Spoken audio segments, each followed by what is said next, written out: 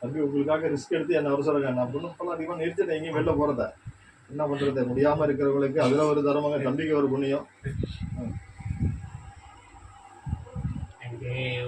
ஒரு வாரமா நான் அழுகிருக்கேன் ராத்திரி. அப்படியே சூசைட் பண்ணிக்கலாமான்ற ஒரு எண்ணங்கள் ஏற்படும். அந்த வலிக்கிற வெளியாகப்பட்டது சில இடத்துல காலை எடுத்து வெட்டிடலாம் அப்படிங்கிற மாதிரி அவ்வளோ ஆக்ரோஷமா கத்துவாங்க. மாதிரி தோன்றுகிறாங்க பாருங்க. அவ்வளோ கோவமா சொல்லுவாங்க. இவங்களுக்கு பயந்து மாத்திரை டப்பியெல்லாம் எடுத்து நான் ஒளிச்சு வச்சிருந்தேன் நான் நைட்ல. போட்டு என்ன பண்றது, இல்ல மாத்திரை எடுத்து முழுங்கிடுவேங்கிறாங்க, தூக்கத்துல அழுகுறாங்க. ஆமா ஆமா ஆமா, நிறைய பண்ணிட்டா என்ன வருது, அவ்வளவுதான் வெளியோடைய ஓய்த்திரமாகப்பட்டது.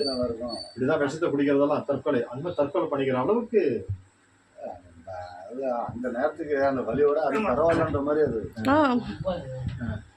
நிமிருங்க, என்ன நிமிருங்க, நல்லா அந்த பக்கம் தலையை நல்லா நல்லா சாய்ங்க, அந்த பக்கம் நல்லா தலையை சாய்ங்க, நல்லா சாய்ங்க.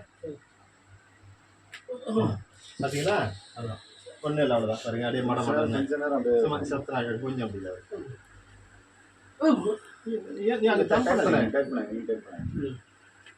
அவ்வளோதான். பார்த்தீங்களா, நான் வந்து அந்த பாயிண்ட், அந்த நரம்புகள் வேற யாருக்கும் அந்த மாதிரி பண்ணக்கூடாது. நான் வந்து பண்றேன்னு சொன்னாக்கா நான் அந்த வருமத்தோட பண்ணுவேன். அந்த நரம்பு எந்த நரம்பு என்னன்னு தெரியும் எங்களுக்கு. 72,000 நாடி நரம்புகளும் என்னென்ன செய்யணும் அப்படிங்கிறது கையை எப்படி வச்சாங்களா, எனக்கு ஒய்ஃபு போய் வச்சு இட்டுக்குள்ள காலை வச்சுட்டு கையை வச்சு இட்டு போச்சேன்.